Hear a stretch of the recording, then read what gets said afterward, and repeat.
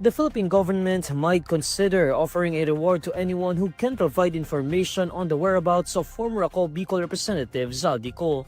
During a briefing Tuesday, December 2, Palace Press Officer Claire Castro was asked if the administration is considering offering a reward to facilitate the swift arrest of the former lawmaker.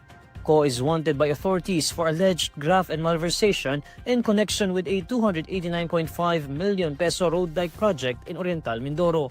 Sa ngayon po, wala pong napag-uusapan sa ganyan. Pero since nadinig po sa inyo, maaari po siguro i-considera.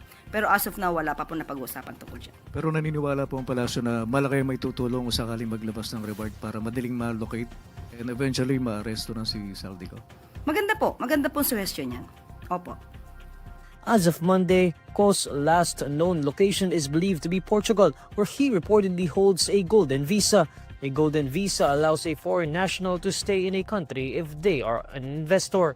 Meanwhile, Castro also urged the public to help locate Cassandra Lee Ong, who is facing a human trafficking charge before the Pasig court. Citing information from the Department of the Interior and local government, Castro said Ong is still in the Philippines. However, the Presidential Anti-Organized Crime Commission said in late November that the last information on Ong's whereabouts placed her in Japan, but there is no record of any departure by Ong. The Department of Justice is also offering a 1 million peso reward for any information leading to Ong's arrest.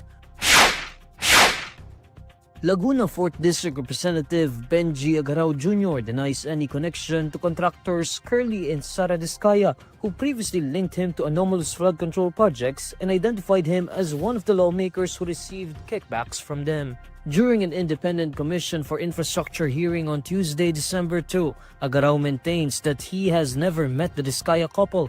He says he was not a member of Congress from 2022 to 2025 or during the 19th Congress. It was his daughter, Jam Agarao, who served as the 4th District Representative from 2022 to 2025. Katunayan nga po, sir, nagulat nga po ako kung bakit ako'y nadawit dito noong pong 2022 hanggang 2025. Hindi po ako nakaupong congressman noon. Hindi ko po personal na kilala yung mag-asawang Discayas at wala po akong matandaan na transaksyon sa kanila. While Agarao insists that he does not personally know Discayas, he admits knowing a certain Alvin Mariano, who is the supposed middleman between Agarao and the Discayas in their alleged transactions. He states that he never authorized Mariano to transact with the Discayas on his behalf, clarifying that he only recalls meeting Mariano sometime between 2022 to 2025 when he was no longer in Congress. Ang alam ko lang po, contractor po siya, hindi po... contractor po yung Alvin dun sa yun po ang alam ko. ninyo. Pero yung pong malapit, hindi ko po...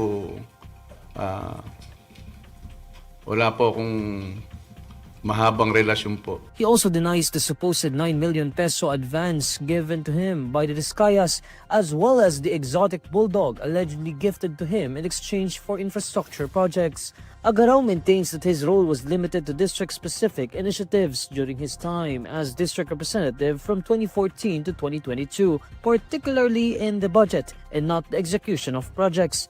He says execution of projects is the role of the executive branch of the government. Agarao's hearing is the first ICI proceeding to be live-streamed, making him the first resource person to consent to being broadcast live.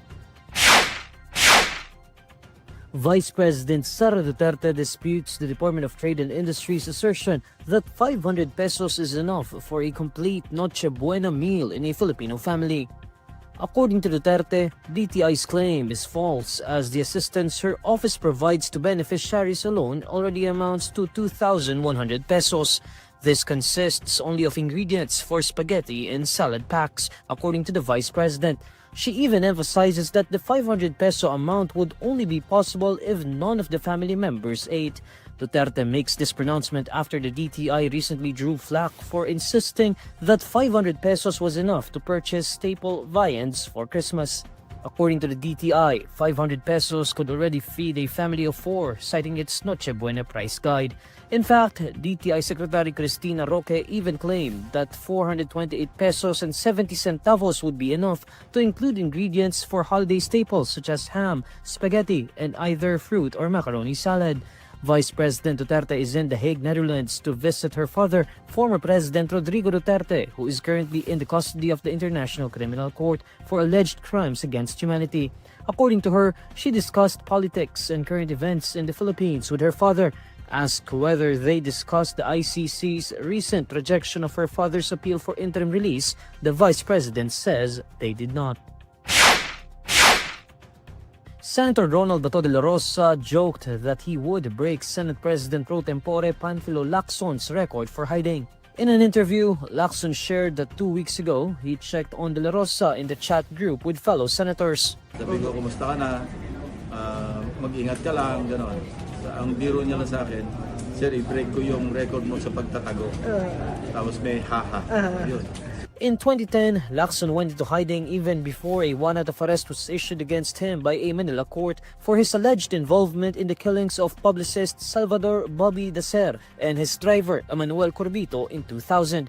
But in the case of Dela Rosa, Lacson pointed out that there is no official warrant of arrest yet issued against him. Dela Rosa has stopped attending the sessions and hearings in the Senate since November 10 after Ombudsman Jesus Crispin Remulla claimed in a radio interview that the International Criminal Court has already issued a warrant of arrest against the senator in connection with the war on drugs of the Duterte administration. When he was chief of the Philippine National Police during the time of then-President Rodrigo Duterte, Dela Rosa led the war on drugs that left thousands of drug suspects dead.